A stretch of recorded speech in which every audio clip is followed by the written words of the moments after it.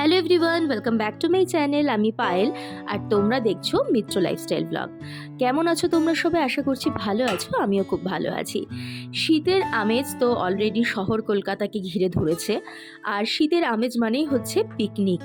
তো আমি আর আমার হাজবেন্ড মিলে ঠিক করেছি যে বিয়ের আগে এটা আমরা একটা ছোট্টখাট্ট পিকনিক টাইপের দুজনে মিলে করব। জানি না এটাকে তোমরা পিকনিক বলবে নাকি, কিন্তু আমাদের কাছে এটাই পিকনিক।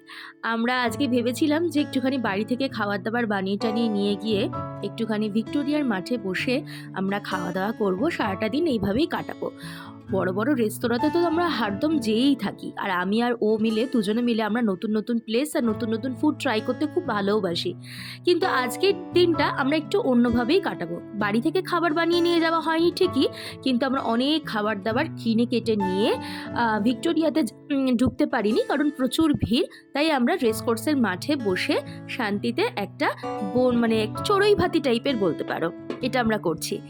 আর এখানে অনেকেই পরিবার নিয়ে এসে বসে শান্তিতে একটুখানি খাওয়া দাওয়া করছে, কারণ বিশেষ দিনগুলো পরিবারের সাথে কাটাতে সবাই চায়। তো আমরা এখানে অনেক রকমের কাবাবস, মাটন বিরিয়ানি সমস্ত কিছুই কিনে কেটে নিয়ে এসেছিলাম। তো এখানে সব খাবারগুলো তো দেখানো পসিবল না, কারণ একটা ওপেন প্লেস বলে। তাই সকাল বেলা থেকে মানে এই দুপুরের দিক থেকে আমরা গেছি, তা প্রায় 1:30। তো গিয়ে আমরা খাওয়া দাওয়া করে সারাদিন একটু গল্প গুজব করে সময় কাটিয়ে বিকালবেলা আমরা রওনা দিলাম। আমরা দ্বিতীয় হুগলি ব্রিজ ধরে একটুখানি লং রাইডে চলে গেছিলাম বিকালের দিকটাতে। আমরা পার্ক স্ট্রিটের ওই দিকটাতে আর যাইনি আজকে, কারণ খুবই ভিড় ছিল। তাই আমরা একটুখানি দ্বিতীয় হুগলি ব্রিজ ধরে একটু লং রাইডে চলে গেলাম। ফেরার পথে আমরা দক্ষিণেশ্বরের ব্রিজে দুদণ্ড দাঁড়িয়ে একটুখানি দুজনে মিলে একটুখানি 5-10 মিনিট গল্প করে আমরা ওই আমেজটা নিয়ে তারপর আবার গন্তব্যের দিকে রওনা দিলাম।